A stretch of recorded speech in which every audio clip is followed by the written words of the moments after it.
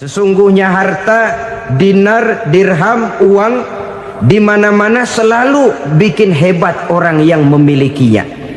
Coba lihat, orang yang punya duit sama yang enggak punya duit, jangan gaya hidupnya, gaya jalannya aja lain. Wahia lisanun liman arada fasahatan, wahia silahun liman arada qitala. Uang adalah senjata yang paling ampuh bagi orang yang mau pergi.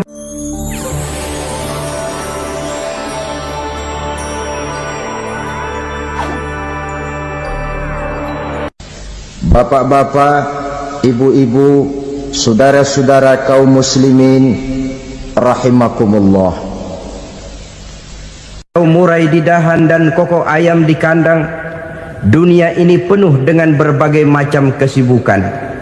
Sejak dari petani yang turun ke ladang, pedagang yang berangkat ke pasar, pelajar yang menuju sekolah, sampai kepada pegawai yang berangkat ke kantor, seluruhnya tidak lain untuk mencari sesuatu yang bernama bahagia.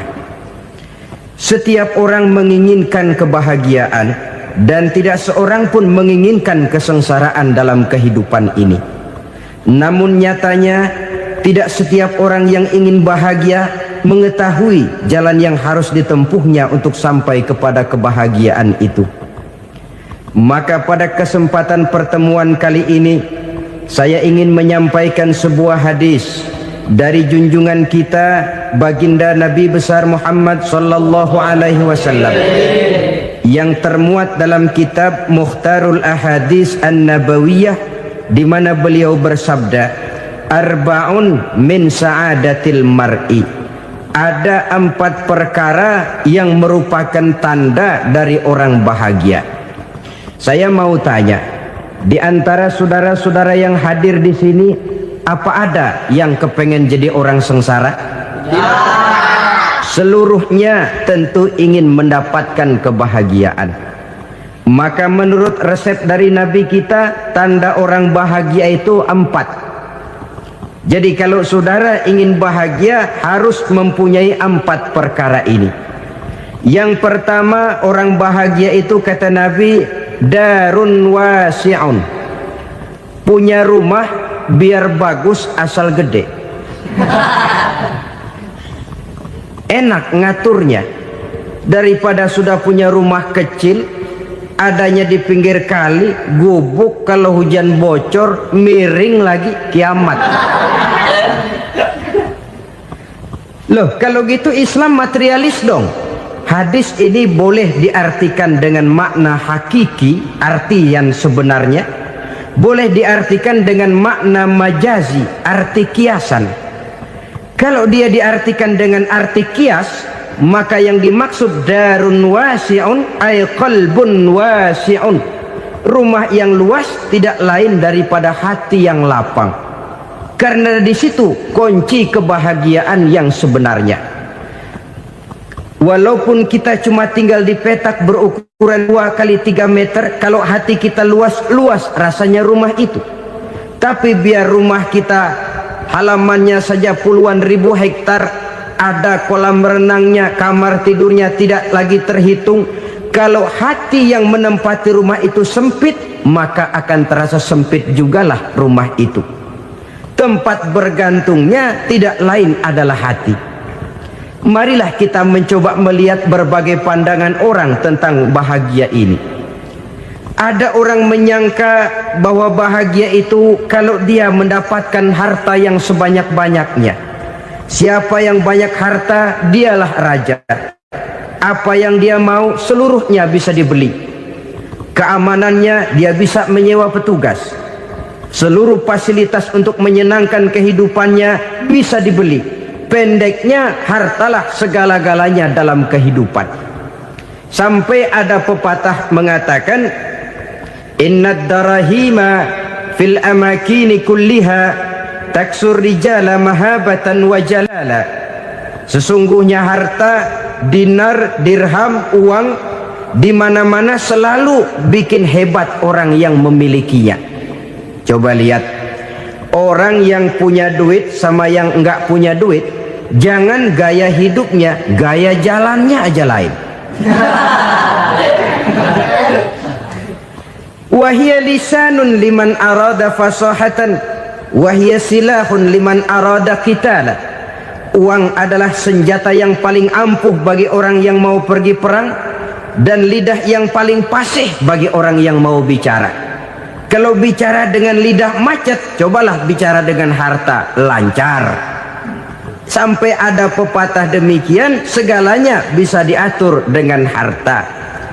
Maka di kalangan orang yang berpandangan semacam itu, seluruh kegiatan hidupnya hanya terfokus kepada bagaimana mengumpulkan harta yang sebanyak-banyaknya.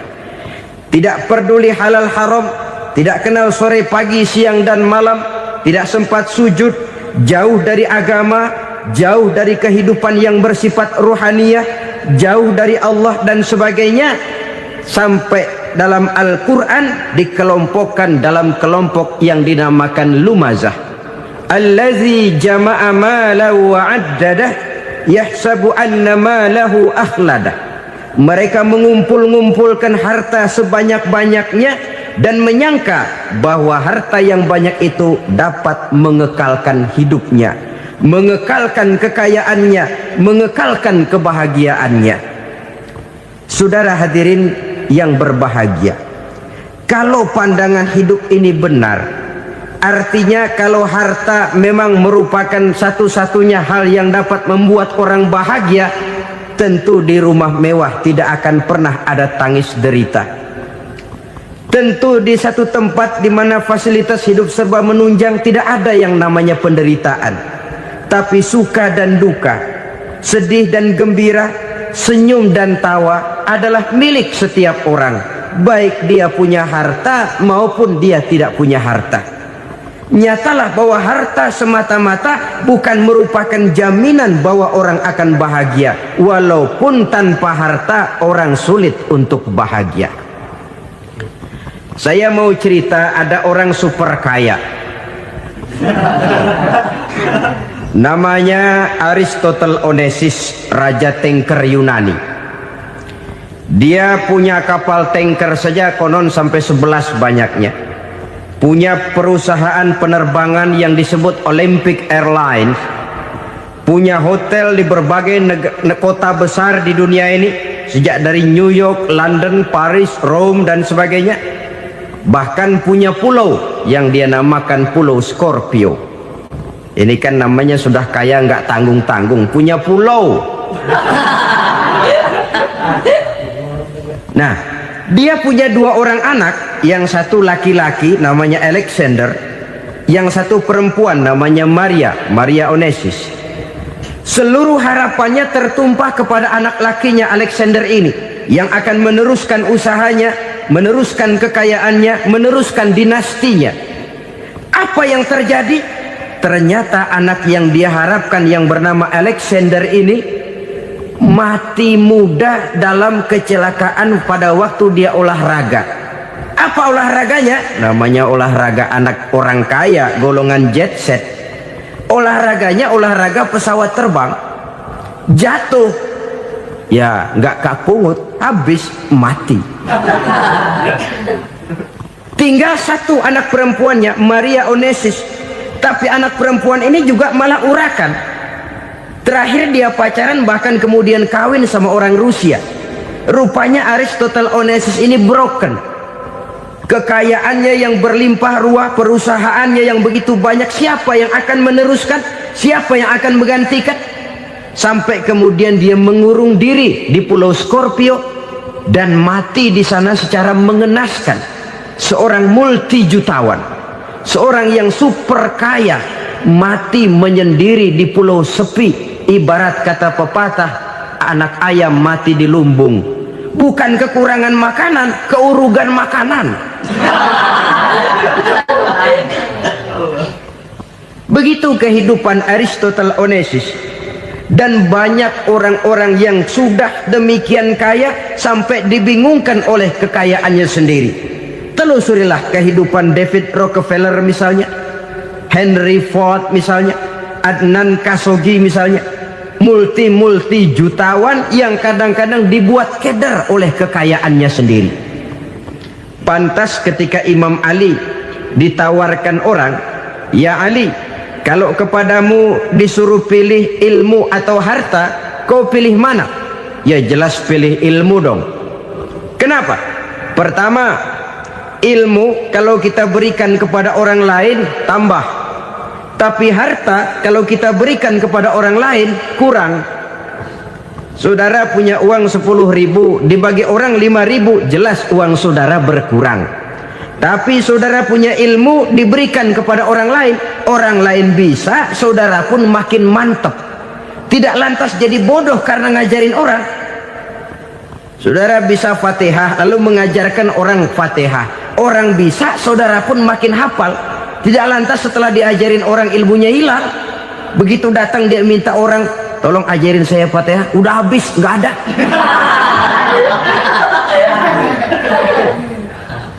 Yang kedua kata Imam Ali, ilmu menjaga kita. Kalau harta kita yang harus jaga. Makin banyak ilmu makin terpelihara diri seharusnya. Tetapi makin banyak harta makin bingung kita jaganya. Sampai kadang-kadang kalau perlu seluruh keliling rumah dipasangi alarm. Belum cukup disewakan anjing besar-besar, pasang di depan pintu, awas anjing galak. Masih belum cukup juga, cari centeng tukang-tukang kepruk jaga rumah. Masih terasa belum aman, padahal rumahnya dikelilingi tembok besar. Di balik tembok ada pintu-pintunya tebal. Di balik pintu itu terbuka masuk kamar, kamar pun ada pintunya, pintunya pun kuat. Masuk ke dalam kamar ada lemari, lemarinya pun pintunya kuat, dikunci, kuncinya pun kuat. Tapi terhadap seluruhnya yang timbul cuma sekedar was-was saja. Kesimpulannya sekali lagi, tanpa harta orang memang sulit untuk bahagia. Tapi harta semata-mata tidak merupakan jaminan orang akan bahagia. Dengan hati yang luas, itu modal utama untuk mencapai kebahagiaan hidup. Orang yang hatinya luas, saudara-saudara, punya hati yang lapang, melihat kenyataan hidup ini, dia bersyukur senantiasa kepada Allah. Lantas tidak timbul hasud dan iri hatinya. Oleh karena itu jiwanya selalu lapang. Kalau tidak, cupik hati namanya, dangkal pandangan, tidak senang melihat orang lain dapat nikmat, dan itu sering dijadikan contoh. Kalau orang yang lapang dada, dia lihat tetangganya beli TV baru, dia berkata, "Alhamdulillah ya, tetangga kita beli TV, mudah-mudahan kita bisa ikut nonton." Lapang dadanya. Tapi orang yang sempit hati, lihat tetangga beli televisi, meriang. Enggak diapa-apain, meriang. Besoknya dengar tetangga beli motor, makin sakit, ke rumah sakit. Lalu di rumah sakit dengar tetangganya beli mobil, mati. Disiksa oleh perasaannya sendiri. Orang kalau hati sudah sempit dalam hidup, kemanapun dia pergi, sempit rasanya medan kehidupannya. Kemudian kita melihat juga ada orang yang menilai bahwa bahagia itu katanya kalau punya kedudukan yang tinggi, pangkat yang agung, wibawa yang besar. Mungkin betul, tapi mungkin juga tidak. Bergantung kepada hati orang yang punya pangkat itu. Sama dengan harta tadi. Harta akan membawa bahagia kalau dia jatuh ke tangan orang yang berhati lapang. Tapi harta akan jadi bencana kalau jatuh ke tangan hati orang yang sempit. Pangkat akan membawa bahaya kalau jatuh di tangan hati orang yang sempit. Lebih dari itu, kenyataan mengajarkan kepada kita bahwa ternyata pangkat dan jabatan tidak selamanya memberikan kebahagiaan dalam kehidupan. Bahkan resikonya kelewat besar. Beberapa bukti kita bisa ambil dari para pemimpin dunia yang menjadi korban lantaran pangkat dan jabatan yang disandangnya. Saudara ingat Presiden Abraham Lincoln dan John Kennedy dari Amerika? Dibunuh orang. Park Chung-hee dari Korea Selatan Ziaur Rahman dari Bangladesh, Anwar Sadat dari Mesir, terakhir Indira Gandhi dari India, menjadi korban dari pangkat dan jabatan yang disandangnya dari orang-orang yang tidak senang dia memegang jabatan itu. Dia akan mudah mengundang bencana, sehingga pantas kalau seorang presiden terkemuka Amerika, Harry Truman namanya, dia mengatakan jabatan presiden itu, kata dia, seperti orang nunggang macan, naik macan, harus kita taiki, kalau enggak dia bakal nerekam kita, ngeri katanya. Adapun orang yang hatinya lapang, kalau dia menerima pangkat dan jabatan, dianggapnya itu satu kesempatan untuk berbuat baik. Tapi orang yang berhati sempit, menerima pangkat dan jabatan, bukan kadang-kadang menerima, malah berusaha setengah mati mencapai dengan segala cara. Kalau perlu jilat atas, jilat atas. Jadi golongan sumuhun dawu. Jadi kelompok kulon nuwun, yes sir, yang kerjanya cuma oke bos. Kalau perlu jilat atas, jilat atas. Kalau perlu injak yang bawah, injak yang bawah. Perlu sikut kiri kanan, sikut kiri kanan. Yang penting pangkat dapat, jabatan dapat. Orang yang semacam ini, kalau sudah mempunyai pangkat dan jabatan, biasanya dia tidak menganggap itu sebagai amanah, tidak menganggap sebagai kesempatan berbuat baik, tapi malah kesempatan untuk memperturutkan hawa nafsunya yang dilatar belakangi oleh kesempitan hatinya tadi. Apalagi kalau orang memperoleh pangkat karena banyak mengeluarkan uang, seakan-akan pangkat dan jabatan itu sekarang macam proyek, pakai tender. Siapa yang berani bayar segini naik, nggak berani minggir. Padahal logikanya, kalau orang mencapai satu jabatan karena banyak mengeluarkan uang, hampir bisa dipastikan bahwa setelah jabatan itu dia pegang, langkah pertama yang akan dilakukannya ialah berusaha bagaimana uang yang dia keluarkan supaya kembali. Ya paling kurang pulang modal dulu dong. Soal mikirin rakyat soal nanti, tapi ini modal harus pulang. Itu celakanya kalau orang memperoleh pangkat dan jabatan cuma karena banyak mengeluarkan uang. Jarang orang yang mempunyai keyakinan dan pandangan bahwa pangkat dan jabatan merupakan amanah. Jadi sekali lagi, pangkat dan jabatan mungkin saja membawa kebahagiaan kalau jatuh ke tangan orang yang berhati lapang, tapi bisa jadi bencana kalau dia jatuh ke tangan orang yang mempunyai hati yang sempit. Dan lagi-lagi stresnya hati yang lapang. Lalu sebagian orang, saudara, ada yang berpandangan katanya bahagia itu kalau jadi orang terkenal, mempunyai popularitas, menjadi idola di kalangan remaja, di kalangan orang tua, di segala lapisan masyarakat. Padahal makin populer orang, makin terikat dia. Ya kalau macam kita ini kan nggak punya nama, nggak populer, tengah malam buta mau nongkrong di warung Tegal aman. Tapi pangkat, jabatan, kedudukan, popularitas menyebabkan kita diikat dengan berbagai macam peraturan. Cuma mandi sama ke WC saja yang nggak dikawal.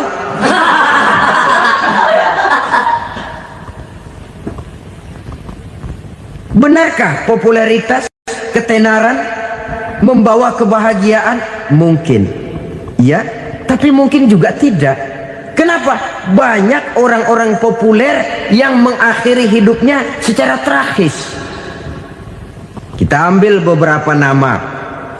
Di Amerika tahun 60-an ada bintang seksi paling terkenal yang dijuluki seks bom, bom seks. Sampai sekarang jadi legenda, namanya Marilyn Monroe. Singkatan doublenya itu inisialnya MM, Marilyn Monroe. Terkenal top sampai dia mati tahun 62, namanya sekarang masih saja dibicarakan orang. Kenapa dia bunuh diri? Tidak punya hartakah dia? Banyak. Kurang populerkah dia? Seluruh dunia mengenalnya. Sejak rakyat kecil sampai pejabat tinggi dia punya hubungan. Kenapa? Jenuh. Dia terlahir dalam keadaan yatim. Setelah itu tidak lama dia berangkat remaja, ibunya meninggal. Pindah dari wanita asuh ke wanita asuh sampai 12 orang ibu angkatnya. Dan kekecewaan yang paling parah, setiap laki-laki yang dekat dengannya hanya seperti kapal berlabuh. Datang dan pergi silih berganti, padahal dia merindukan seseorang yang bisa melindungi hidupnya. Dia rindukan itu dan dia tidak pernah menemukan. Itu yang akhirnya menyebabkan dia minum pil tidur kelewat dosis, minum obat tidur kebanyakan, ya tidur terus sampai sekarang.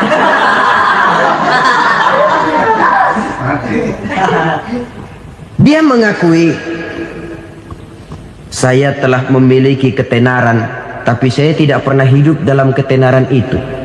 Saya pandai main sandiwara, tapi saya ingin hidup dalam alam yang real sebagaimana umumnya orang. Itu yang dia rindukan. Menyusul jejak yang namanya Marilyn Monroe ini, Billie Holiday, saudara kenal tentu. Di rumah sakit dirawat. Dia juga minum obat overdosis, mati lagi. Jimi Hendrix minum obat tidur overdosis kelewat batas, mati lagi. Lalu yang menghanyutkan diri di danau, Janis Joplin dan Brian Jones. Ini orang-orang populer, orang-orang terkemuka yang mengakhiri hidup secara tragis, bukan karena tidak terkenal, mungkin karena sudah saking terkenalnya. Contoh paling belakangan, Bruce Lee. Wah, ini tukang-tukang kepruk tentu kenal siapa dia. Sampai sekarang pun tabir kematiannya masih merupakan misteri. Dan yang masih hidup juga menunjukkan gejala yang aneh. Michael Jackson, rumahnya di Beverly Hills itu dijaga sedemikian rupa, dan dia selalu curiga kepada setiap makanan harus steril, bersih dari segala macam kimia. Kemana dia pergi, itu tukang-tukang kepruk sudah selalu menjaga dan mengawal, dan dia seakan takut menunjukkan mukanya yang asli. Hingga kalau tampil ke tengah di luar show, dia kadang memakai pakaian yang tidak menunjukkan dia yang sebenarnya, takut dikenali orang. Ternyata popularitas sering jadi momok yang meracuni kehidupan manusia. Oleh karena itu, benarlah junjungan kita pada saat beliau mengajarkan orang akan bahagia kalau dia mempunyai hati yang lapang. Nah, sekarang masalahnya untuk mendapatkan hati yang lapang, caranya bagaimana? Kita kembali kepada konsep Quran. Allah mengajarkan, ala inna bi dzikrillahi tatmainnul qulub. Ketahuilah bahwa dengan banyak mengingat Allah, hati akan tenang, jiwa akan lapang. Dengan kata lain, dekat dengan agama, merasakan kehadiran Allah dekat dalam hidup. Itu muara pertama untuk mencapai hati yang lapang. Ala inna bi dzikrillahi tatmainnul qulub. Jangan macam orang sekarang ingin mendapatkan ketenangan lalu tapak di puncak gunung, di gua-gua, di tempat sepi. Iyalah kalau nggak ada ular. Kalau tergigit ular berbisa, ketenangan belum, mati jelas itu. Islam positif untuk mendapatkan ketenangan. Ala inna bi dzikrillahi tatmainnul qulubi. Bahwa ketahuilah bahwa dengan banyak mengingat Allah, hati akan tenang, jiwa akan lapang, nuansa pikiran akan luas. Karena yang namanya bahagia ada dimanapun manusia berada. Di kampung ada bahagia, di kota ada bahagia, di ngarai, di lembah, di gunung, di hutan, di lautan, di angkasa luar, dimanapun bahagia itu ada kalau kita bermodalkan hati yang lapang ini. Dan hati akan lapang kalau kita dekat dengan agama. Dekat dengan harta buat sementara hati mungkin tenang, tapi ketenangan yang relatif dan temporer. Apalagi orang tiap kali tambah harta, tiap kali tambah rencana, itu wajar. Mungkin sebelumnya saudara berpikir, kalau punya duit 5.000 enak nih. Begitu punya duit 5.000, aduh sayang kalau 10.000 aja. Tiap kali tambah harta, tiap kali lain rencana. Makin banyak rencana, makin menjauhkan kita dari yang namanya ketenangan. Padahal ketenangan merupakan unsur utama untuk mencapai bahagia. Dan ketenangan itu bermuara dalam hati manusia. Tengoklah kehidupan ini. Orang yang banyak harta dengan orang miskin, berbedakah rasa sakit yang mereka tanggungkan? Rasanya tidak. Walaupun si kaya tidur di kasur empuk berselimutkan sutra mahal, sementara si miskin meringkuk di balai bambu yang keras dan kasar. Apabila maut datang, dia juga tidak pernah pilih bulu. Maut datang menjemput si kaya di singgasana keemasannya, dikelilingi oleh para pengasuh, dayang dan inang serta para pengawal. Dan maut pun datang menjemput si miskin papa, sehingga ia tergelepar di tepian jalan. Kedua-duanya bernama mati.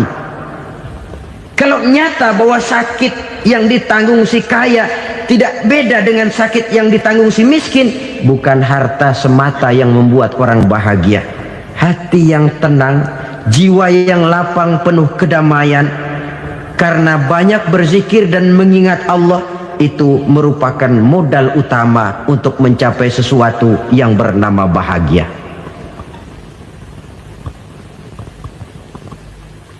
Saudara hadirin yang saya hormati, inilah yang pertama dari 4 ciri yang digambarkan oleh Nabi tentang tanda-tanda orang bahagia. Dan harus berangkat dari yang pertama ini, hati yang lapang. Ini yang harus kita miliki lebih dahulu, baru nanti akan menyusul kepada poin yang ketiga, kedua, dan selanjutnya. Sebab kalau hati sudah terisi dengan jiwa yang lapang, seluruh persoalan insya Allah akan bisa kita atasi dengan sebagaimana mestinya. Yang kedua sekarang, tanda orang bahagia menurut baginda Nabi, markabun syariah. Orang bahagia itu, kata beliau, punya kendaraan biar cepat asal lancar. Artinya kemana dia mau pergi mudah. Apa maksud hadis ini? Kalau kita kaji lebih dalam, kendaraan itu kan alat transportasi. Transportasi tidak lain adalah usaha memudahkan komunikasi. Pindah dari situ kepada teori bahwa manusia adalah zon political, makhluk bermasyarakat yang tidak bisa memenuhi kebutuhan hidupnya secara sendirian. Kita memerlukan keberadaan orang lain dalam kehidupan ini. Untuk memakai baju saja kita sudah perlukan petani yang tanam kapas, pabrik yang memintal kapas jadi benang, pabrik yang menenun benang jadi kain, sampai kepada mesin jahit, sampai kepada tukang jahit. Itu cuma untuk memakai pakaian saja. Tidak seorang pun di antara kita yang sanggup memenuhi kebutuhan hidupnya secara sendiri. Kita perlu orang lain. Maka kebebasan dalam arti mutlak, kebebasan tanpa batas, itu tidak mungkin ada dalam kehidupan. Karena kita mengadakan yang disebut interaksi sosial. Setiap kegiatan kita tentu melibatkan orang lain. Menurut kita barangkali kita bebas jalan di jalan raya semaunya, tapi orang lain berkendaraan pun merasa bahwa ini ada juga jalan haknya, dan begitu selanjutnya. Oleh karena itu, maksud dari kendaraan yang cepat ini adalah khulata'uhu ma'as solihin. Lingkungan pergaulannya terdiri dari orang-orang soleh. Pergaulannya luas. Kemana dia pergi ada temannya. Kesulitannya ada tempat dia cerita. Dan kesulitan kalau sudah diceritakan kepada orang lain, taruh kata orang itu tidak bisa menolong, namun menceritakannya kepada orang yang kita percayai, kan paling kurang sudah mengurangi beban jiwa. mengurangi tanggungan batin, merasa masih ada tempat kita cerita. Maka lebih baik orang awam yang mau bergaul ketimbang orang setengah alim tapi ngunci pintu. Sebab nantinya akan timbul sikap picik, cupik pandangan, dan tidak luas menghadapi kenyataan dalam kehidupan ini. Namun yang harus kita garis bawahi, pergaulan memang mesti luas. Namun jangan sekali-kali lupa bahwa pergaulan sangat besar pengaruhnya dalam ikut membentuk kepribadian manusia.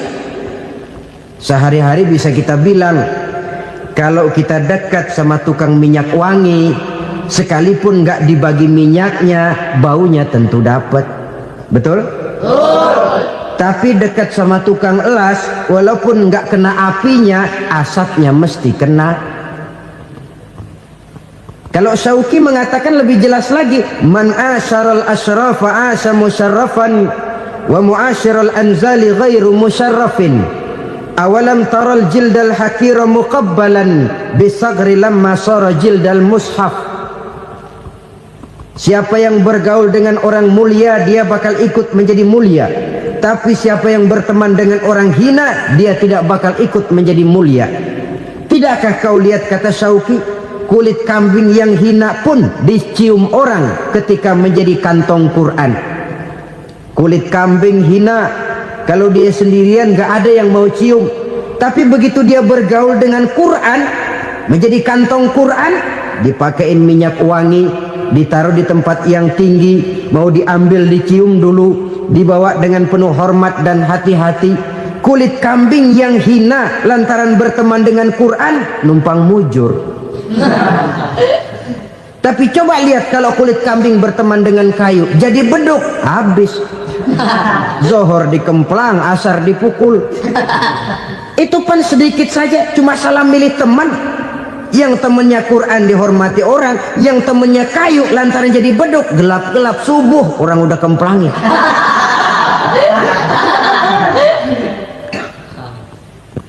Maka terutama kepada adik-adik remaja yang masih mencari identitas diri, yang ibarat kaset masih kaset kosong, mudah diisi oleh apapun, pandai-pandailah memilih teman dalam bergaul. Karena banyak orang yang tadinya baik-baik, ketika terseret dalam pergaulan dengan orang yang tidak baik, kebaikannya menjadi lentur dan luntur. Tapi berapa banyak bajingan-bajingan tengik, orang-orang yang berlumur noda dan dosa, tiap hari melakukan maksiat, namun bergaul dengan orang yang baik-baik, pada akhirnya sedikit demi sedikit beringsut dan berangsur dia terbiasa mengikuti kebaikan-kebaikan. Saya tekankan ini kepada remaja karena mereka masih mencari identitas diri. Apa yang mereka lihat mereka mau, apa yang mereka dengar mereka ingin tahu. Coba lihat kehidupan remaja. Pulang nonton film Rambo, pengen jadi Rambo, gagah, maunya belekai melulu. Pulang nonton film Superman, pengen bisa terbang. Pulang nonton India, nyanyi melulu. Wajar, mereka masih mencari identitas diri. Saya ini sebenarnya siapa? Lingkungan, pergaulan akan membentuk itu. Karena itu pandai-pandailah bergaul, karena ia sangat besar pengaruhnya dalam ikut membentuk kepribadian manusia. Apalagi sifat yang jelek lebih cepat menularnya ketimbang sifat yang baik. Sifat yang baik, watak yang soleh itu lambat sekali untuk menular. Tapi yang tidak baik, kan prosesnya mah kalau remaja biasanya mula-mula dengar. Karena dengar lalu pengen tahu. Karena pengen tahu lalu ngeliatin. Begitu ngeliatin kan pengen nyobain. Setelah nyobain ketagihan. Nah, ini prosesnya. Yang namanya ganja, morfin, narkotik, awalnya kan begitu. Mula-mula dengar, katanya kalau sudah fly to the sky, sudah melayang ke langit, katanya disitulah puncak kebahagiaan. Mulanya cuma dengar. Karena dengar pengen tahu. Karena pengen tahu lalu ngeliat, kumpul sama orang yang suka ngeganja. Setelah ngeliat Nah, pengen ngerasain. Begitu ngerasain, enak juga. Ketagihan. Kalau sudah ketagihan jadi penyakit kronis, bisa merembet kepada yang lain. Iya, kalau orang tuanya mampu untuk beli morfin, beli ganja. Kalau tidak, kan pikirannya ngayap. Jemuran siapa ya gue sahabat? Timbullah perbuatan-perbuatan negatif yang bermula dari salah pergaulan. Apalagi buat adik-adik remaja yang tinggal di kota-kota besar, yang pengaruh budaya, pengaruh kesenian, pengaruh struktur kehidupan yang nampak makin individualistis, di mana persaingan tajam, tensi ekonomi tinggi, orang mudah mengalami stres. Pandai-pandailah dalam bergaul, sekali lagi, karena ia sangat besar pengaruhnya dalam ikut membentuk kepribadian manusia. Orang bahagia punya kendaraan yang cepat, artinya punya pergaulan yang luas, dan lingkungan pergaulannya terdiri dari orang-orang yang soleh. Kemana dia pergi, ada teman. Kesulitannya, ada tempat dia cerita. Tapi kalau sudah menyendiri, hidup sendiri, kesulitan dipikiri sendiri, bisa mati belum waktunya. Tidak ada tempat berbagi rasa, tidak ada tempat bercerita, tidak ada tempat mengurangi beban dalam kehidupan. Pantas betul kalau Islam sangat menggalakkan dan menganjurkan orang kalau sudah sampai waktunya itu untuk melangsungkan nikah. Kata Nabi, ya ma'syaras syabab man istata'a minkumul ba'at falyatazawwaj. Hai para pemuda, kalau sudah mampu memberi nafkah, kawinlah, nikahlah kamu. Kenapa? Sudah ada teman hidup, tempat berbagi rasa. Kesulitan kalau ada tempat cerita akan lebih ringan ketimbang kita telan sendiri, walaupun bobot kesulitannya sama beratnya. Saudara-saudara kaum muslimin rahimakumullah, inilah ciri yang kedua, punya kendaraan biar cepat asal lancar. Kemana kita mau pergi gampang. Dengan kata lain, setelah hati yang luas, pergaulan yang luas. Dua. Yang ketiga sekarang, tanda orang bahagia itu menurut Nabi, misbahun mudhi'un, punya lampu yang terang. Oh, itu enggak problem. Sekarang sudah zamannya listrik masuk desa, Pak. Lampu sudah terang semua. Betul, kalau itu yang dimaksud. Tapi tidak cuma itu. Karena lampu yang dimaksud di sini, lampu yang akan menerangi seluruh perjalanan hidup. Dan perjalanan hidup itu sudah dimulai sejak kita terlahir ke alam ini, sampai masuk ke alam barzah, kumpul di padang mahsyar, sampai ke akhirat. Lampu yang menerangi itu yang diperlukan. Kalau lampu, katakanlah yang paling top sekarang kan lampu jenis Mercury. Taruhlah itu di rumah kita, dia cuma menerangi rumah kita, menerangi hati pun tidak sanggup. Bila kita masuk ke alam barzah, alam kubur, sanggupkah si Mercury yang begitu terang menerangi alam barzah kita? Tidak sanggup lagi. Sanggupkah lampu yang ratusan watt, bahkan puluhan ribu watt menerangi kehidupan di padang mahsyar? Tidak akan sanggup lagi. Kalau demikian, yang dimaksud lampu yang terang di sini apa? Tidak lain amal soleh, kebajikan yang kita lakukan dalam hidup. Itu yang akan jadi lampu penerang. Di dunia nama kita akan terang, jasad kita boleh hancur terkubur tanah, tapi nama kita akan dikenang orang. Begitulah kalau orang meninggalkan kebajikan dalam hidup seperti sekarang. Ribuan orang tiap saat berziarah ke kubur Imam Syafi'i, ke kubur Imam Malik, ke kubur Imam Ghazali, ke kubur orang yang baik-baik, orang yang soleh-soleh. Kebajikannya yang ditinggalkan, yang mengukir namanya dengan tinta emas, sehingga saudara sudah terbaring di alam kubur. Orang lewat, Allah, ini kuburannya Fulan bin Fulan, dulu ini kebaikannya Masya Allah, saya ikut merasakan. Mari kita mampir sebentar, kita Fatihah, mohon disampaikan Allah pahalanya kepada almarhum. Al-Fatihah. Itu kan orang baik-baik. Lalu saudara tanya, Pak, orang mati dikirimin Fatihah apa nyampe pahalanya? Saya jawab, kalau saudara nggak percaya, mati dulu dah.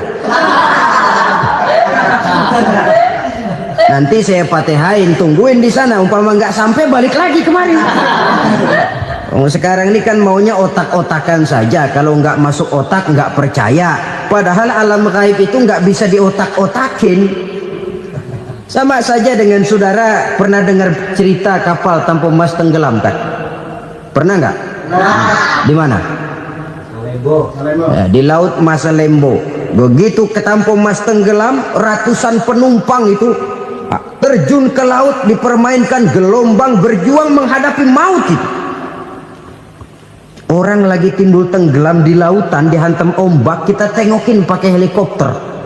Pak, lagi timbul tenggelam ya? Iya, tolongin. Jangan khawatir Pak, nih saya kirim intan Pak, harganya 10 juta. Kira-kira orang yang timbul tenggelam di laut seneng nggak? Ya. Kan mahal toh intan 10 juta.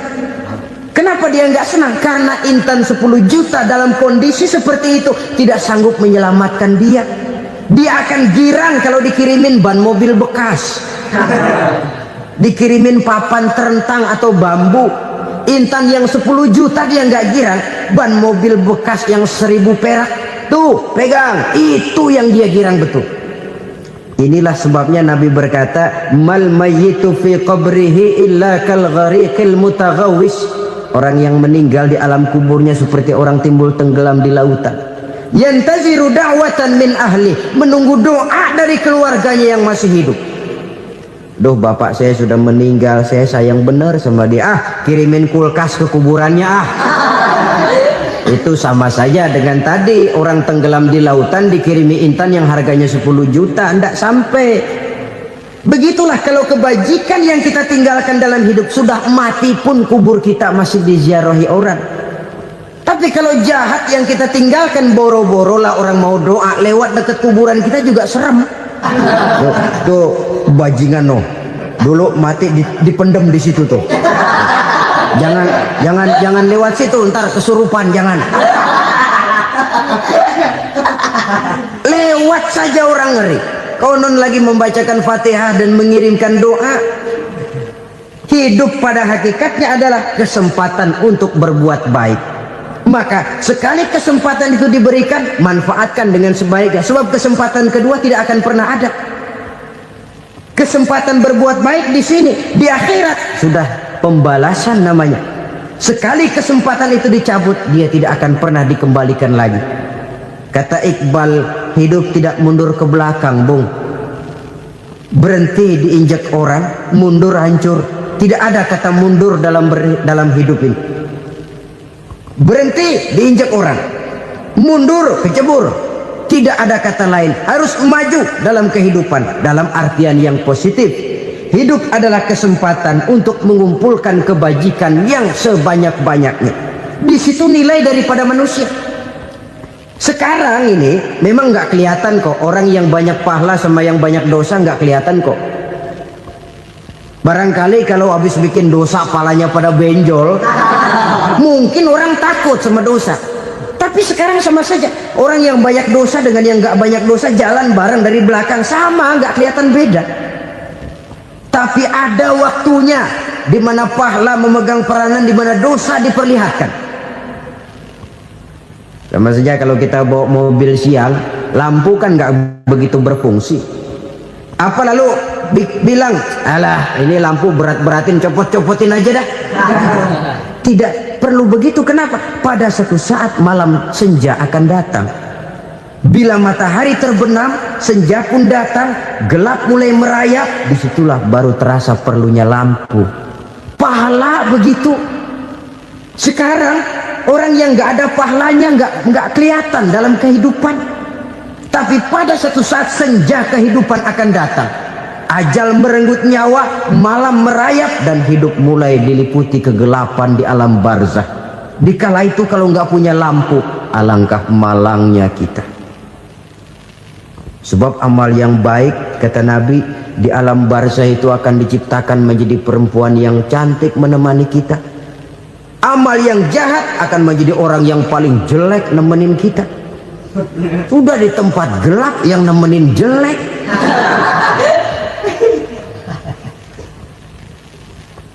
Kaum muslimin rahimakumullah. Kalau demikian masalahnya, tergantunglah kita pandai memanfaatkan waktu. Al-waktu kasayf. Waktu itu cepat sekali. Yang namanya waktu itu tahu-tahu udah tahun 87, tahu-tahu udah begitu, tahu-tahu yang kemarin anak-anak sekarang udah pada punya anak. Tahu-tahu saja itu. Begitu cepat waktu berlalu. Kalau tidaklah pandai kita memanfaatkannya, akan rugi kita. Nabi bersabda, man kana yaumuhu khairun min amsihi fahuwa rabih. Barang siapa yang hari ini lebih baik daripada hari kemarin, itu orang untung. Hari ini lebih baik daripada kemarin. Bulan ini lebih baik dari bulan kemarin. Tahun ini lebih baik dari tahun kemarin. Itu orang yang beruntung. Tahun kemarin sembayangnya maghrib doang, sekarang udah tambah isya. Tahun kemarin cuman Idul Fitri aja ngancem bener, sekarang udah tambah Jumat, lalu tambah lagi maghrib, tambah lagi isya, dan selanjutnya. Hari ini lebih baik daripada kemarin, itu orang yang beruntung. Wa man kana yaumuhu mislu amsihi fahuwa khasir. Lalu barang siapa yang hari ini sama saja dengan hari kemarin, itu orang rugi.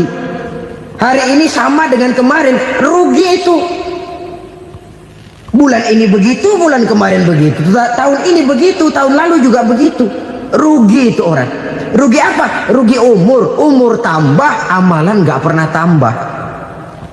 Dan saya pikir lebih merupakan azab ketimbang nikmat kalau orang dikasih panjang umur cuma untuk numpuk dosa.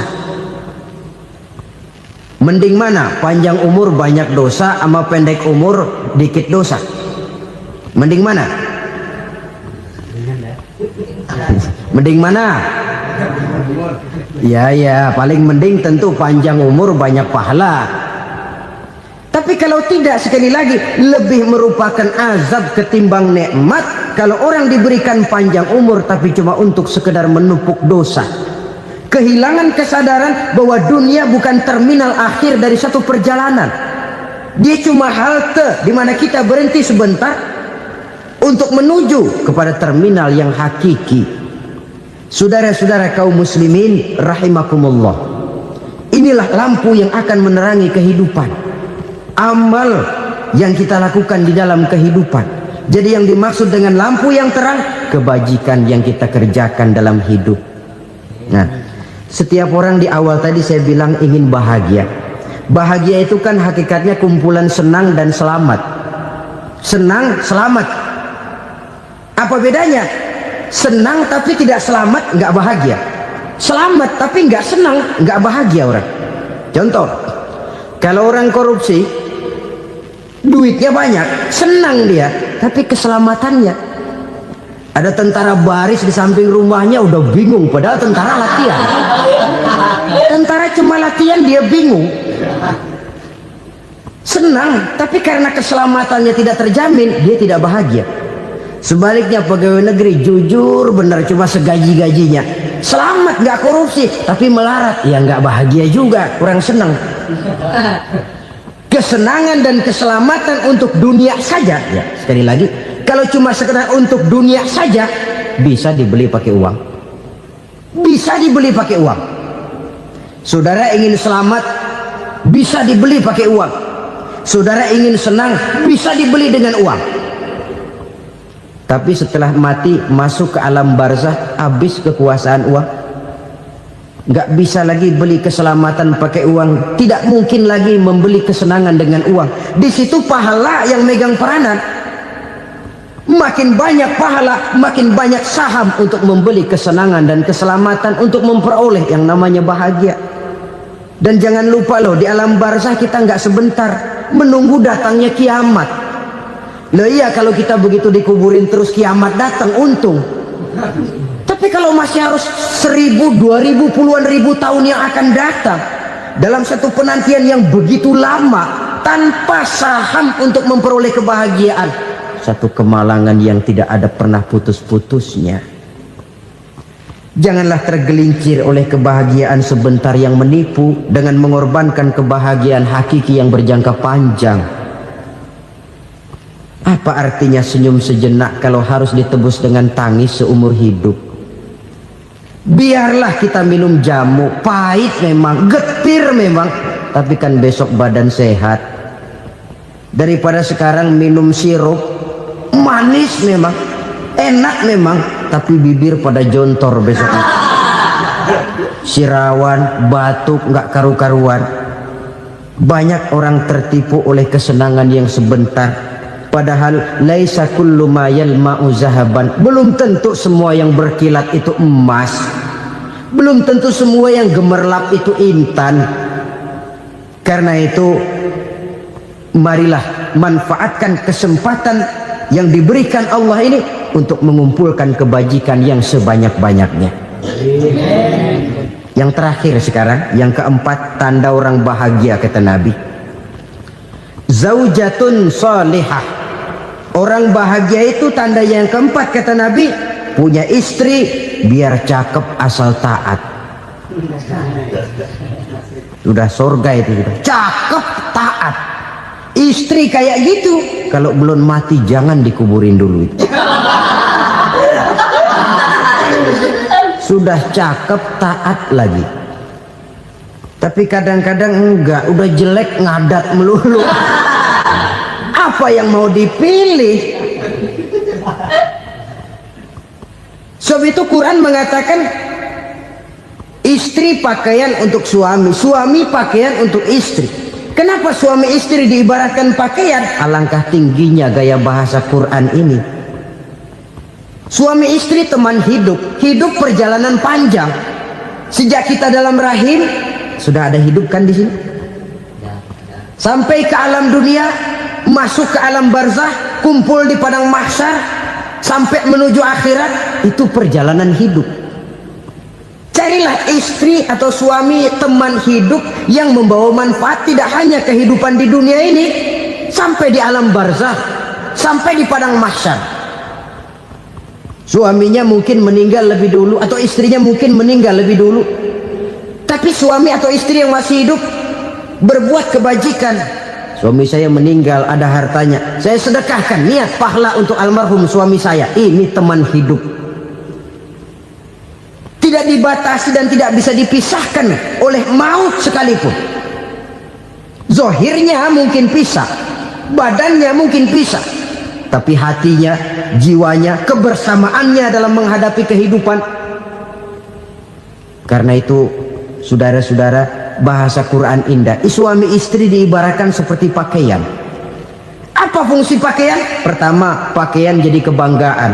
Artinya suami harus menjadi kebanggaan istri, istri harus jadi kebanggaan suami. Yang kedua, pakaian itu kan fungsinya menutup aurat. Artinya sesama suami istri harus saling menjaga kekurangan masing-masing. Jangan malah sesama suami istri saling membongkar rahasia dan aibnya sendiri-sendiri. Istrinya diceritain jeleknya di mana-mana, atau suaminya dibongkar rahasianya di pasar umum. Itu sudah tidak lagi berfungsi sebagai pakaian. Kenapa semua ini diperlukan? Karena kita menyadari bangsa yang baik terdiri dari masyarakat yang baik.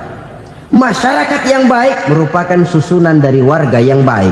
Warga yang baik adalah terdiri dari rumah tangga yang baik. Dan rumah tangga yang baik merupakan susunan dari pribadi yang baik. Dari situ langkah dimulai. Membangun satu bangsa yang baik diawali dengan membangun rumah tangga yang baik, dengan menciptakan pribadi-pribadi yang baik. Sehingga dari sini diharapkan berkembanglah nilai-nilai kebaikan. Orang akan bahagia mempunyai istri yang soleh. Kenapa? Tidak ada seorang suami bisa sukses jadi apapun dia, apapun profesinya. Dokter kah, kiai kah, mubalik kah, petani kah, pengusaha kah, pejabat tinggi kah. Tidak ada seorang suami yang bisa sukses tanpa peran serta istrinya. Walaupun memang peranan itu tidak begitu kelihatan, tapi sangat menentukan. Karena itu, saudara hadirin yang saya hormati, Islam sangat menghargai kaum wanita, memberikan kedudukan yang tinggi sepanjang tidak mematikan kodrat kewanitaannya. Nah, kalau sudah kesuksesan ini diawali dari rumah tangga, karier di masyarakat mudah untuk dikejar. Tapi keberantakan di rumah tangga merupakan kegagalan pertama di tempat lain. Sesungguhnya harta, dinar, dirham, uang di mana-mana selalu bikin hebat orang yang memilikinya. Coba lihat, orang yang punya duit sama yang enggak punya duit, jangan gaya hidupnya, gaya jalannya aja lain. Wahia lisanun liman arada fasahatan, wahia silahun liman arada qitala. Uang adalah senjata yang paling ampuh bagi orang yang mau pergi.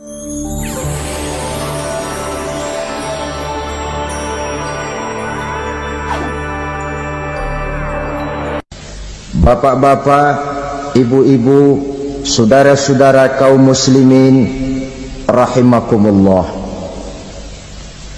Murai di dahan dan koko ayam di kandang, dunia ini penuh dengan berbagai macam kesibukan. Sejak dari petani yang turun ke ladang, pedagang yang berangkat ke pasar, pelajar yang menuju sekolah, sampai kepada pegawai yang berangkat ke kantor, seluruhnya tidak lain untuk mencari sesuatu yang bernama bahagia. Setiap orang menginginkan kebahagiaan, dan tidak seorang pun menginginkan kesengsaraan dalam kehidupan ini. Namun nyatanya tidak setiap orang yang ingin bahagia mengetahui jalan yang harus ditempuhnya untuk sampai kepada kebahagiaan itu. Maka pada kesempatan pertemuan kali ini, saya ingin menyampaikan sebuah hadis dari junjungan kita baginda Nabi besar Muhammad sallallahu alaihi wasallam yang termuat dalam kitab Mukhtarul Ahadits An-Nabawiyah, di mana beliau bersabda, arba'un min sa'adatil mar'i. Ada 4 perkara yang merupakan tanda dari orang bahagia.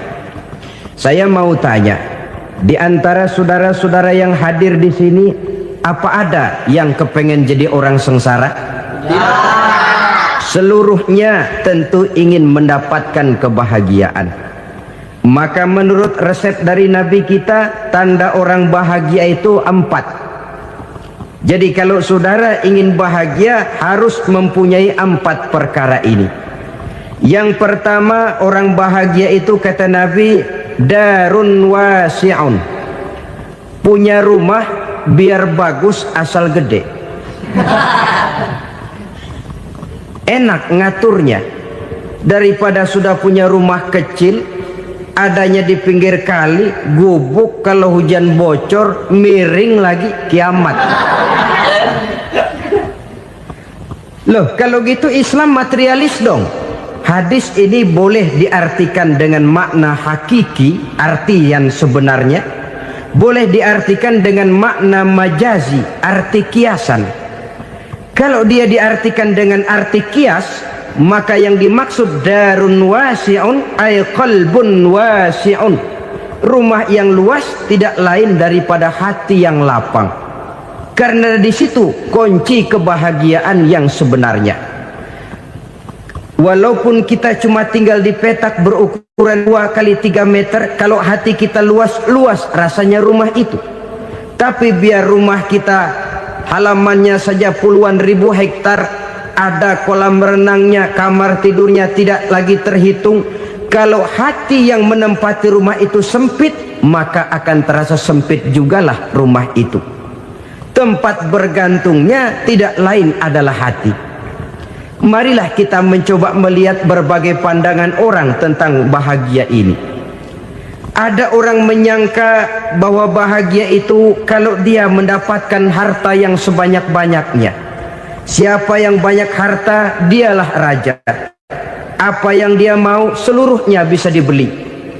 Keamanannya dia bisa menyewa petugas. Seluruh fasilitas untuk menyenangkan kehidupannya bisa dibeli. Pendeknya, hartalah segala-galanya dalam kehidupan. Sampai ada pepatah mengatakan, innad darahima fil amakini kulliha taksur rijala mahabatan wa jalala. Sesungguhnya harta, dinar, dirham, uang di mana-mana selalu bikin hebat orang yang memilikinya. Coba lihat, orang yang punya duit sama yang enggak punya duit, jangan gaya hidupnya, gaya jalannya aja lain. Wahia lisanun liman arada fasahatan, wahia silahun liman arada qitala. Uang adalah senjata yang paling ampuh bagi orang yang mau pergi perang, dan lidah yang paling fasih bagi orang yang mau bicara. Kalau bicara dengan lidah macet, cobalah bicara dengan harta, lancar. Sampai ada pepatah demikian, segalanya bisa diatur dengan harta. Maka di kalangan orang yang berpandangan semacam itu, seluruh kegiatan hidupnya hanya terfokus kepada bagaimana mengumpulkan harta yang sebanyak-banyaknya. Tidak peduli halal haram, tidak kenal sore pagi siang dan malam, tidak sempat sujud, jauh dari agama, jauh dari kehidupan yang bersifat ruhaniyah, jauh dari Allah dan sebagainya. Sampai dalam Al-Quran dikelompokkan dalam kelompok yang dinamakan lumazah. Allazi jama'a malahu wa 'addadah yahsabu anna malahu akhladah.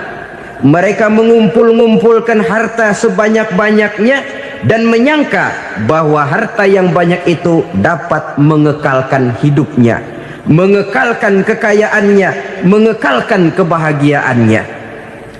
Saudara hadirin yang berbahagia, kalau pandangan hidup ini benar, artinya kalau harta memang merupakan satu-satunya hal yang dapat membuat orang bahagia, tentu di rumah mewah tidak akan pernah ada tangis derita. Tentu di satu tempat di mana fasilitas hidup serba menunjang tidak ada yang namanya penderitaan.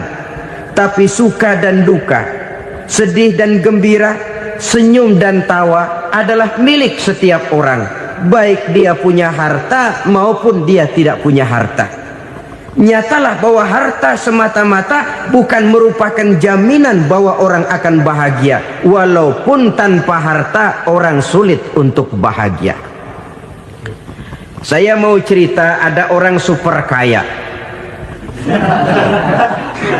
namanya Aristotle Onesius, raja tanker Yunani.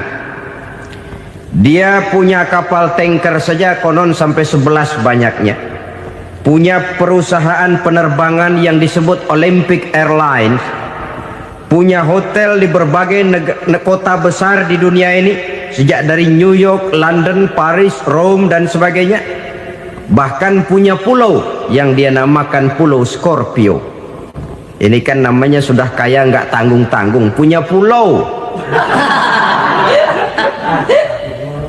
Nah, dia punya 2 orang anak, yang satu laki-laki namanya Alexander, yang satu perempuan namanya Maria Onesius. Seluruh harapannya tertumpah kepada anak lakinya Alexander ini, yang akan meneruskan usahanya, meneruskan kekayaannya, meneruskan dinastinya. Apa yang terjadi? Ternyata anak yang dia harapkan yang bernama Alexander ini mati muda dalam kecelakaan pada waktu dia olahraga. Apa olahraganya? Namanya olahraga anak orang kaya, golongan jet set. Olahraganya olahraga pesawat terbang. Jatuh, ya nggak kapungut, habis mati. Tinggal satu anak perempuannya, Maria Onesius. Tapi anak perempuan ini juga malah urakan. Terakhir dia pacaran, bahkan kemudian kawin sama orang Rusia. Rupanya Aristotle Onesius ini broken.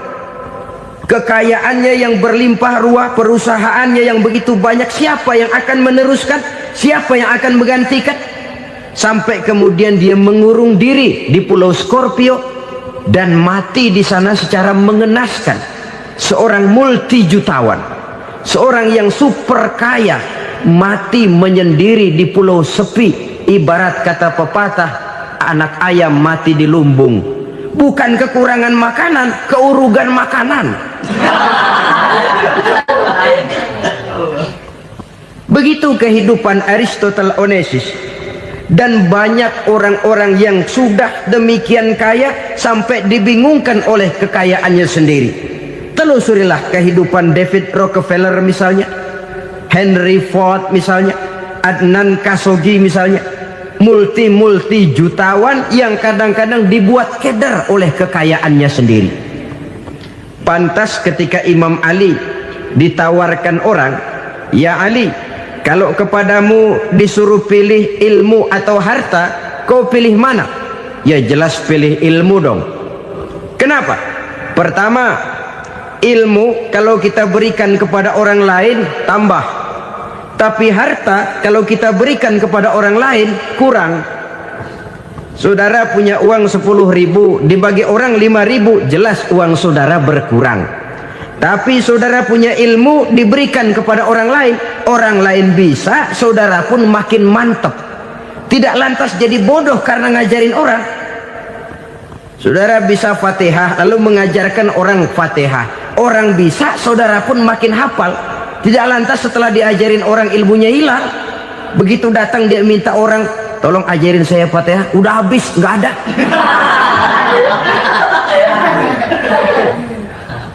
Yang kedua kata Imam Ali, ilmu menjaga kita.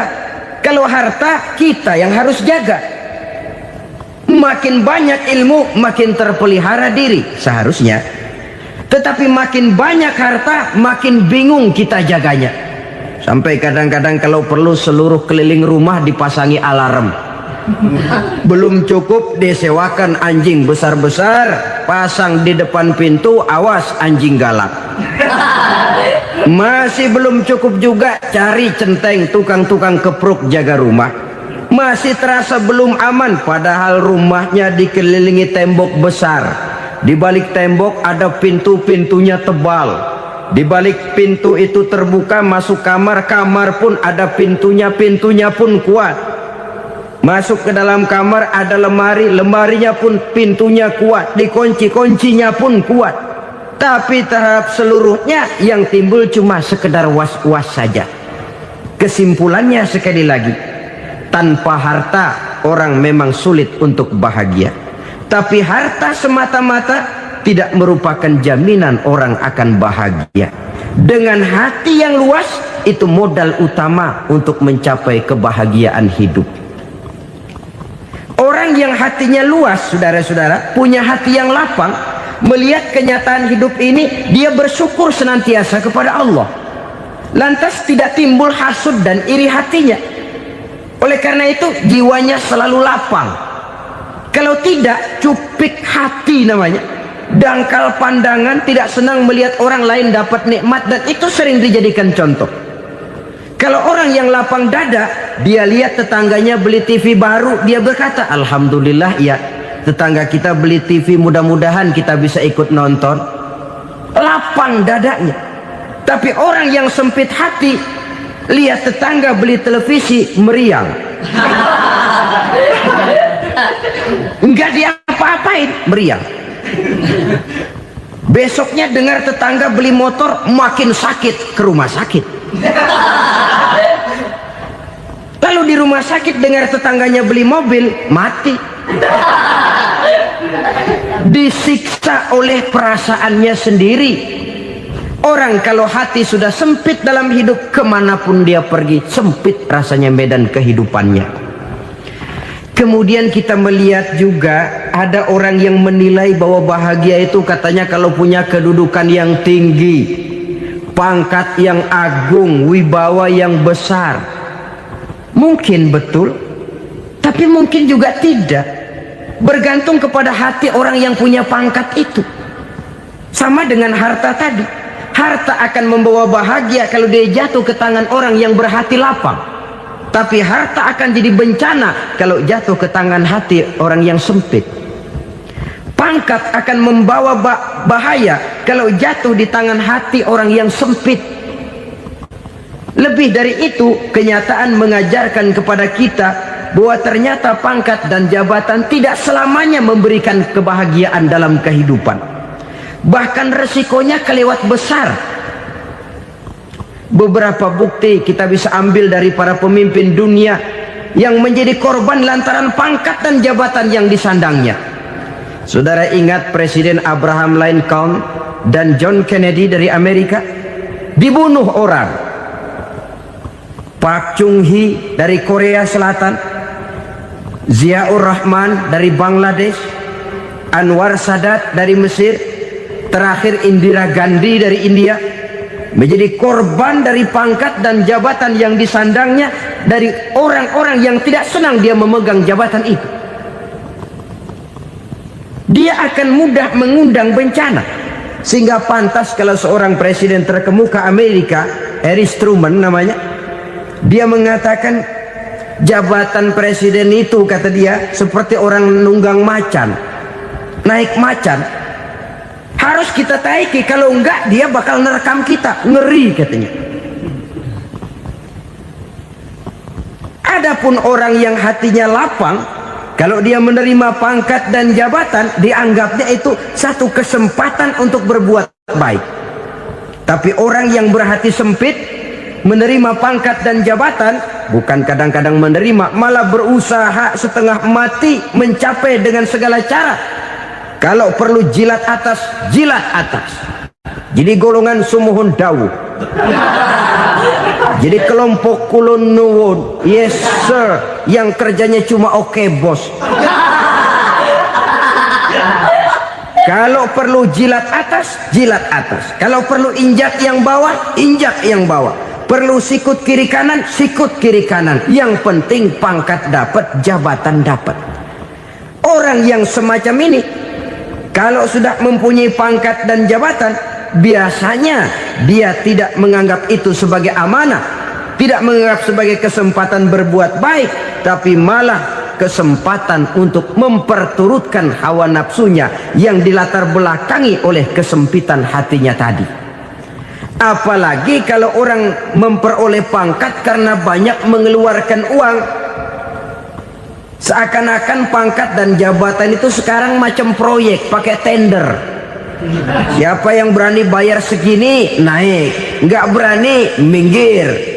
Padahal logikanya, kalau orang mencapai satu jabatan karena banyak mengeluarkan uang, hampir bisa dipastikan bahwa setelah jabatan itu dia pegang, langkah pertama yang akan dilakukannya ialah berusaha bagaimana uang yang dia keluarkan supaya kembali.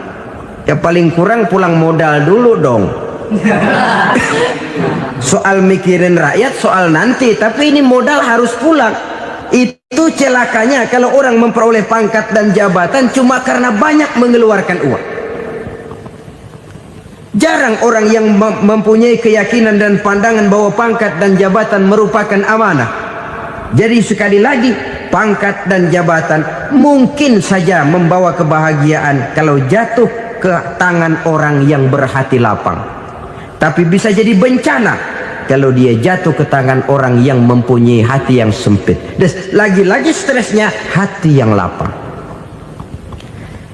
Lalu sebagian orang, saudara, ada yang berpandangan katanya bahagia itu kalau jadi orang terkenal, mempunyai popularitas, menjadi idola di kalangan remaja, di kalangan orang tua, di segala lapisan masyarakat. Padahal makin populer orang, makin terikat dia. Ya kalau macam kita ini kan nggak punya nama, nggak populer, tengah malam buta mau nongkrong di warung Tegal aman. Tapi pangkat, jabatan, kedudukan, popularitas menyebabkan kita diikat dengan berbagai macam peraturan.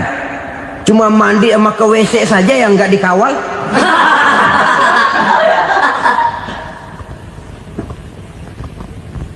Benarkah popularitas, ketenaran membawa kebahagiaan? Mungkin. Ya, tapi mungkin juga tidak. Kenapa? Banyak orang-orang populer yang mengakhiri hidupnya secara tragis. Kita ambil beberapa nama. Di Amerika tahun 60-an ada bintang seksi paling terkenal yang dijuluki seks bom. Bom seks. Sampai sekarang jadi legenda, namanya Marilyn Monroe. Singkatan doublenya itu inisialnya MM, Marilyn Monroe. Terkenal, top, sampai dia mati tahun 62. Namanya sekarang masih saja dibicarakan orang. Kenapa dia bunuh diri? Tidak punya hartakah dia? Banyak. Kurang populerkah dia? Seluruh dunia mengenalnya. Sejak rakyat kecil sampai pejabat tinggi dia punya hubungan. Kenapa? Jenuh. Dia terlahir dalam keadaan yatim. Setelah itu tidak lama dia berangkat remaja, ibunya meninggal. Pindah dari wanita asuh ke wanita asuh sampai 12 orang ibu angkatnya. Dan kekecewaan yang paling parah, setiap laki-laki yang dekat dengannya hanya seperti kapal berlabuh. Datang dan pergi silih berganti, padahal dia merindukan seseorang yang bisa melindungi hidupnya. Dia rindukan itu dan dia tidak pernah menemukan. Itu yang akhirnya menyebabkan dia minum pil tidur kelewat dosis, minum obat tidur kebanyakan, ya tidur terus sampai sekarang.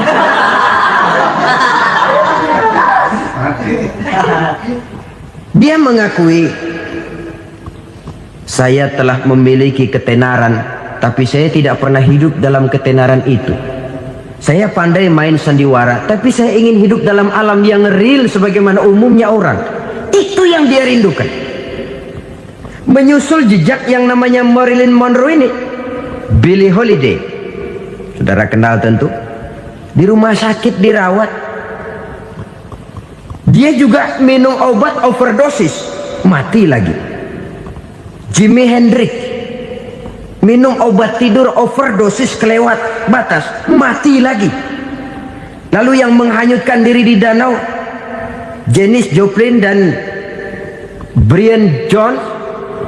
Ini orang-orang populer, orang-orang terkemuka yang mengakhiri hidup secara tragis, bukan karena tidak terkenal, mungkin karena sudah saking terkenalnya. Contoh paling belakangan, Bruce Lee.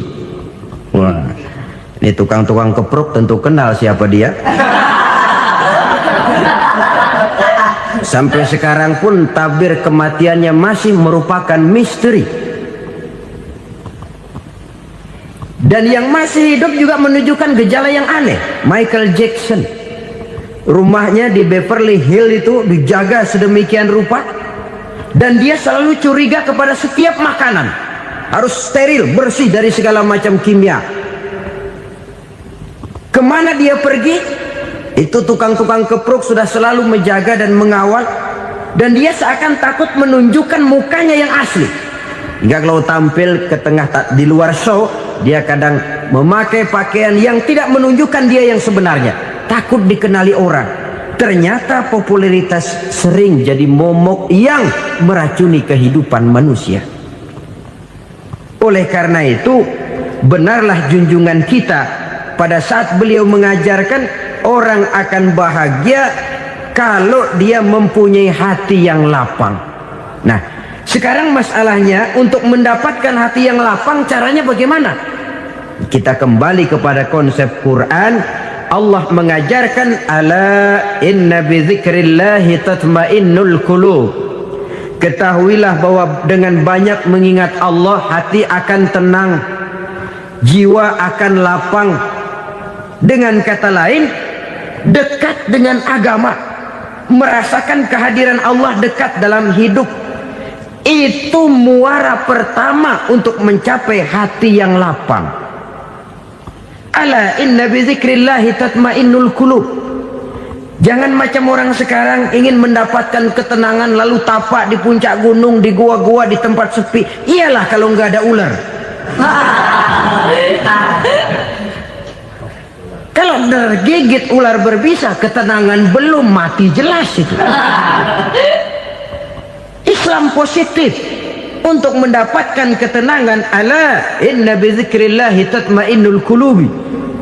Bahwa ketahuilah bahwa dengan banyak mengingat Allah, hati akan tenang, jiwa akan lapang, nuansa pikiran akan luas.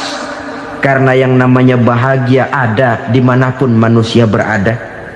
Di kampung ada bahagia, di kota ada bahagia, di ngarai, di lembah, di gunung, di hutan, di lautan, di angkasa luar, dimanapun bahagia itu ada kalau kita bermodalkan hati yang lapang ini. Dan hati akan lapang kalau kita dekat dengan agama. Dekat dengan harta buat sementara hati mungkin tenang, tapi ketenangan yang relatif dan temporer. Apalagi orang tiap kali tambah harta, tiap kali tambah rencana. Itu wajar. Mungkin sebelumnya saudara berpikir, kalau punya duit 5.000 enak nih. Begitu punya duit 5.000, aduh sayang kalau 10.000 aja. Tiap kali tambah harta, tiap kali lain rencana. Makin banyak rencana, makin menjauhkan kita dari yang namanya ketenangan. Padahal ketenangan merupakan unsur utama untuk mencapai bahagia. Dan ketenangan itu bermuara dalam hati manusia. Tengoklah kehidupan ini. Orang yang banyak harta dengan orang miskin, berbedakah rasa sakit yang mereka tanggungkan? Rasanya tidak. Walaupun si kaya tidur di kasur empuk berselimutkan sutra mahal, sementara si miskin meringkuk di balai bambu yang keras dan kasar. Apabila maut datang, dia juga tidak pernah pilih bulu. Maut datang menjemput si kaya di singgasana keemasannya, dikelilingi oleh para pengasuh, dayang dan idang serta para pengawal. Dan maupun datang menjemput si miskin papa sehingga ia tergelepar di tepian jalan. Kedua-duanya bernama mati. Kalau nyata bahwa sakit yang ditanggung si kaya tidak beda dengan sakit yang ditanggung si miskin, bukan harta semata yang membuat orang bahagia. Hati yang tenang, jiwa yang lapang penuh kedamaian karena banyak berzikir dan mengingat Allah, itu merupakan modal utama untuk mencapai sesuatu yang bernama bahagia.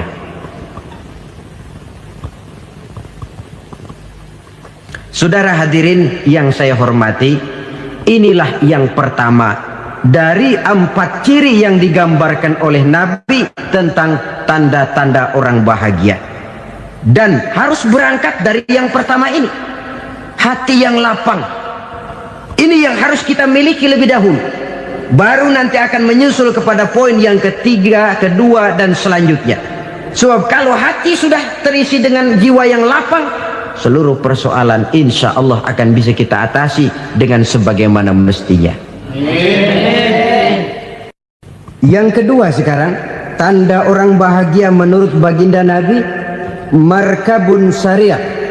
Orang bahagia itu, kata beliau, punya kendaraan biar cepat asal lancar.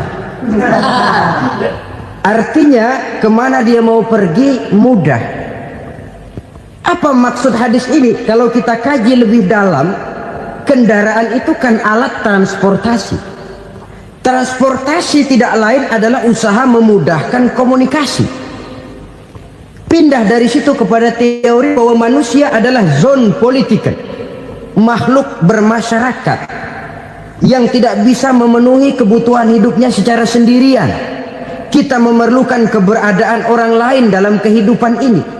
Untuk memakai baju saja kita sudah perlukan petani yang tanam kapas, pabrik yang memintal kapas jadi benang, pabrik yang menenun benang jadi kain, sampai kepada mesin jahit, sampai kepada tukang jahit. Itu cuma untuk memakai pakaian saja. Tidak seorang pun di antara kita yang sanggup memenuhi kebutuhan hidupnya secara sendiri. Kita perlu orang lain. Maka kebebasan dalam arti mutlak, kebebasan tanpa batas, itu tidak mungkin ada dalam kehidupan. Karena kita mengadakan yang disebut interaksi sosial. Setiap kegiatan kita tentu melibatkan orang lain.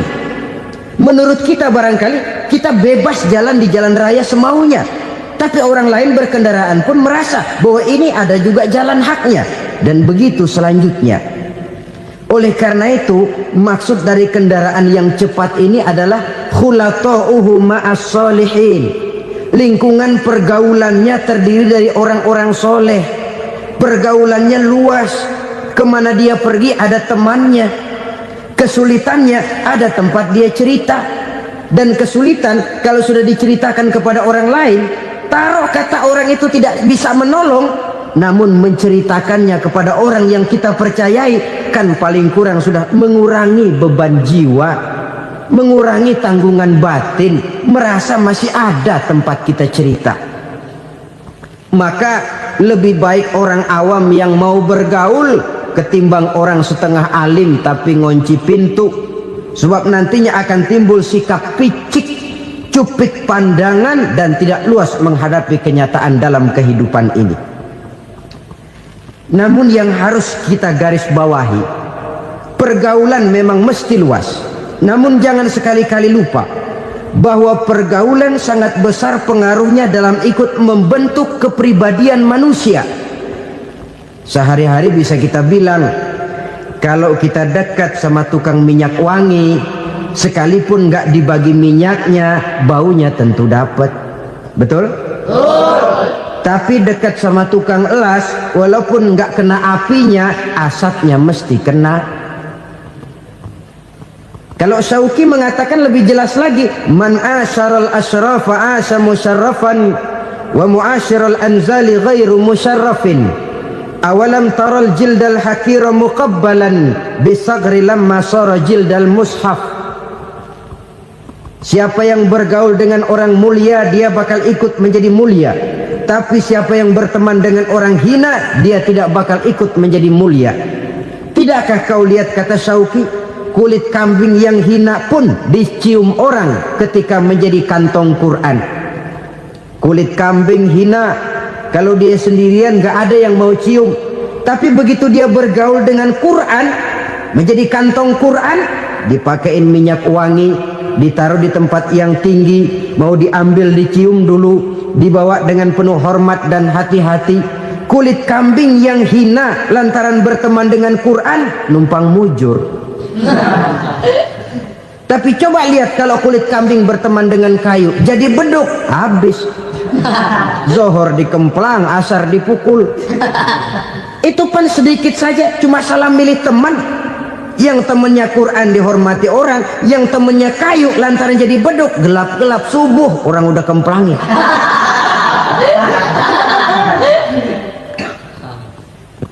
Maka terutama kepada adik-adik remaja yang masih mencari identitas diri, yang ibarat kaset masih kaset kosong, mudah diisi oleh apapun, pandai-pandailah memilih teman dalam bergaul. Karena banyak orang yang tadinya baik-baik, ketika terseret dalam pergaulan dengan orang yang tidak baik, kebaikannya menjadi lentur dan luntur. Tapi berapa banyak bajingan-bajingan tengik, orang-orang yang berlumur noda dan dosa, tiap hari melakukan maksiat, namun bergaul dengan orang yang baik-baik, pada akhirnya sedikit demi sedikit beringsut dan berangsur dia terbiasa mengikuti kebaikan-kebaikan. Saya tekankan ini kepada remaja karena mereka masih mencari identitas diri. Apa yang mereka lihat mereka mau, apa yang mereka dengar mereka ingin tahu. Coba lihat kehidupan remaja. Pulang nonton film Rambo, pengen jadi Rambo, gagah, maunya belekai melulu. Pulang nonton film Superman, pengen bisa terbang. Pulang nonton India, nyanyi melulu. Wajar, mereka masih mencari identitas diri. Saya ini sebenarnya siapa? Lingkungan, pergaulan akan membentuk itu. Karena itu pandai-pandailah bergaul, karena ia sangat besar pengaruhnya dalam ikut membentuk kepribadian manusia. Apalagi sifat yang jelek lebih cepat menularnya ketimbang sifat yang baik. Sifat yang baik, watak yang soleh itu lambat sekali untuk menular. Tapi yang tidak baik, Kan prosesnya mah kalau remaja biasanya mula-mula dengar. Karena dengar lalu pengen tahu. Karena pengen tahu lalu ngeliatin. Begitu ngeliatin kan pengen nyobain. Setelah nyobain ketagihan. Nah, ini prosesnya. Yang namanya ganja, morfin, narkotik awalnya kan begitu. Mula-mula dengar. Katanya kalau sudah fly to the sky, sudah melayang ke langit, katanya disitulah puncak kebahagiaan. Mulanya cuma dengar. Karena dengar pengen tahu. Karena pengen tahu lalu ngeliat, kumpul sama orang yang suka ngeganja. Setelah ngeliat, nah pengen ngerasain. Begitu ngerasain enak juga, ketagihan. Kalau sudah ketagihan jadi penyakit kronis, bisa merembet kepada yang lain. Iya, kalau orang tuanya mampu untuk beli morfin, beli ganja. Kalau tidak kan pikirannya ngayap. Jemuran siapa ya gue sahabat. Timbullah perbuatan-perbuatan negatif yang bermula dari salah pergaulan. Apalagi buat adik-adik remaja yang tinggal di kota-kota besar, yang pengaruh budaya, pengaruh kesenian, pengaruh struktur kehidupan yang nampak makin individualistis, di mana persaingan tajam, tensi ekonomi tinggi, orang mudah mengalami stres. Pandai-pandailah dalam bergaul, sekali lagi, karena ia sangat besar pengaruhnya dalam ikut membentuk kepribadian manusia.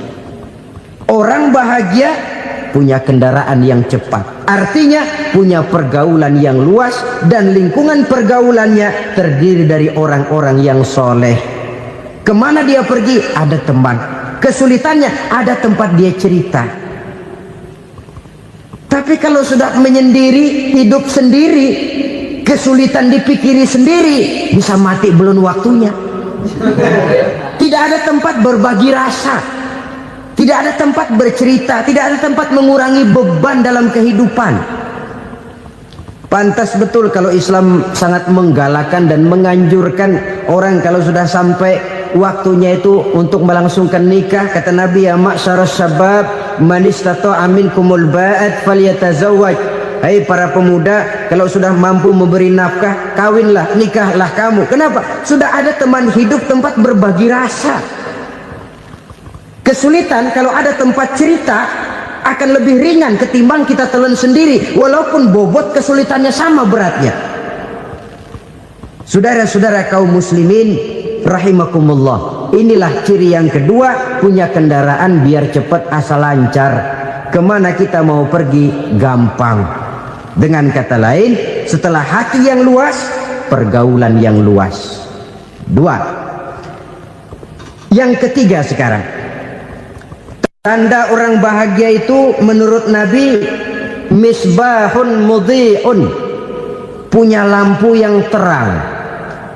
Oh, itu enggak problem. Sekarang sudah zamannya listrik masuk desa, Pak. Lampu sudah terang semua. Betul, kalau itu yang dimaksud. Tapi tidak cuma itu. Karena lampu yang dimaksud di sini, lampu yang akan menerangi seluruh perjalanan hidup. Dan perjalanan hidup itu sudah dimulai sejak kita terlahir ke alam ini, sampai masuk ke alam barzah, kumpul di padang mahsyar, sampai ke akhirat. Lampu yang menerangi itu yang diperlukan.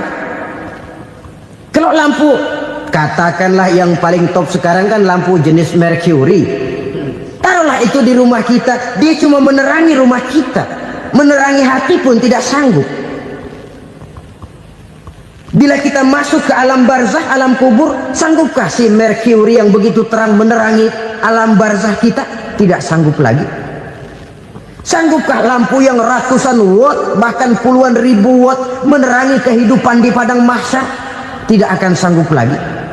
Kalau demikian, yang dimaksud lampu yang terang di sini apa? Tidak lain amal soleh, kebajikan yang kita lakukan dalam hidup. Itu yang akan jadi lampu penerang.